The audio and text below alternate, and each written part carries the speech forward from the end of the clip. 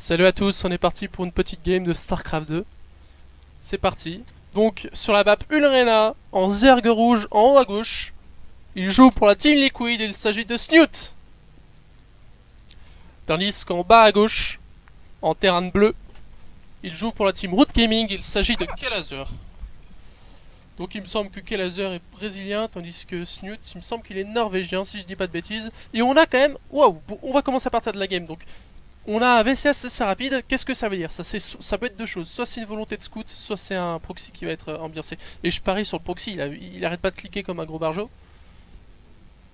Et peut-être que Snute le verra avec son deux... Celui-là, je pense pas qu'il le verra. Peut-être que le deuxième Overland va voir la proxy. Et on est parti pour un double proxy. Bah du coup là ce sera triple proxy très probablement. On s'attendait pas à une agression aussi rapide de la part de Calazur. Et donc Snute qui part B2, très rapide, avant même d'avoir posé sa poule. Là, pour les prochaines minutes de jeu, j'ai très peur pour le Snute. Comment tu défends un triple Rax, donc sans gaz, donc ce sera des Marines, avec une Hatch first. Je vois pas comment. Il perd au minimum sa Hatch, et au maximum, bah il perd la game, tout simplement. Donc est-ce que cet Overlord va le voir? On va se mettre dans l'écran de Snute. Et il se trouve que... Ah, il passe à côté. Donc ça c'est extrêmement mauvais pour Snute, il va avoir l'agression très très tard. Là le VCS... Ouais, qui va prendre de l'info. Et qui va... Oh, et bah voilà, il pose un bunker. Le deuxième, probablement un autre. Peut-être qu'il va prendre de l'info. Donc là Snute, il voit pas de gaz. Il se dit, ok, c'est peut-être CC First. Il va confirmer ça avec son levier. Et non, et là tout de suite, qu'est-ce qu'il voit avec son Marines? Il voit que ça attaque sa B2. Là, je pense qu'il a compris. Il se dit, qu'est-ce qu'il fout la Marines aussi vite?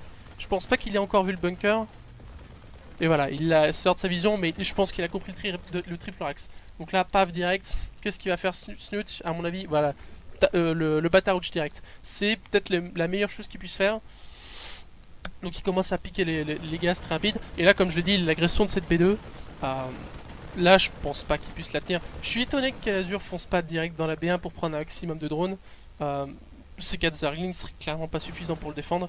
Après, je pense qu'il veut aussi pénibiliser un petit peu ses larves et prendre la hatch assez vite pour empêcher la production de Snute. Toujours est-il qu'il pourrait complètement empêcher les renforts en se mettant proche de la rampe. Donc là, on est parti. Comment Snute va faire pour défendre ce push? Je vois pas vraiment comment. Il a à peine des Zerglings. Si, par contre, du coup, Calazur lui a donné le temps de sortir la Queen et quelques Zerglings. Donc là, il y a peut-être quelque chose à faire. Il prend un SCV, 2 SCV. Et la première ligne de Marines qui commence à se faire attaquer, mais les Zerglings complètement atomisés. Enfin, là, Snute qui est clairement dans la tourmente. Lovik qui prie. Ce sera peut-être le supply block. Et c'est le supply block maintenant. Là, s'il prend la poule, c'est catastrophique pour Snute. Ah, par contre, Snute qui quand même défend pas si mal. Et il perd sa Queen. Ah, fallait pas la perdre celle-là. Mais la deuxième qui est là, les Rescue, qui va pouvoir faire d'autres injections. Et les trois... Et du coup, Snute qui a commencé les roaches et qui est complètement en train de pulvériser tous ses marines. Le bunker qui va peut-être aider un petit peu. La hatch qui finalement tombe. Je suis étonné qu'elle soit pas tombée plus tôt d'ailleurs. Et le bunker qui se fait complètement atomiser. Est-ce qu'il va avoir le temps de... Non, il pourra pas le recycler pour récupérer les ressources. Donc là, c'est le gros fail. Simplement de Calazur parce que... Il y a Snute qui a toujours... Il a 17 drones contre... 16. Bon, ok, donc petit avantage pour Snute. Et encore, c'est even parce que là, il y a un constructeur. Snute, là, il va juste pouvoir bourrer, quoi. Enfin, là, heureusement que les Barracks sont là pour empêcher le rush vers la B1 de Calazur. Mais s'ils étaient pas là, là, ce serait déjà mort. Je vois que, enfin, il y a eu un ravageur qui a été échangé. On l'a pas bien vu, mais du coup, il a mis un rush très low HP et il l'a changé en ravageur pour justement regagner full HP.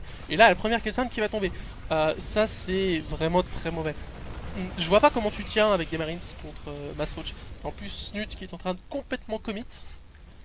L'agression qui va être vraiment énorme. Là, c'est tout simplement celui qui voulait cheeser. Enfin, c'est le retour du bateau, tout simplement. Celui qui voulait cheeser va se faire bourrer par un Mass Roach. Et voilà, il nous refait le petit coup de je remets mon Roach full HP en le changeant en ravageur. Et là, Calazur, bah, avec son bunker, ça va être très très difficile de tenir cette agression. Là, il va prendre les dépôts de ravitaillement, ce qui va complètement le supply block et le foutre dans une panade pas possible. Là, il est complètement dans la tourmente, il va reposer ses gazins dans 2-2, mais il va falloir qu'il produise à mort. Et je comprends même pas qu'il fasse pas d'autres bunkers, parce que là, jamais tu tiens cette agression. Paf, le supply block qui l'empêche complètement de produire. Et le deuxième CC. Bon, j'imagine qu'il doit pouvoir se dire qu'il peut faire une transi B2, mais enfin...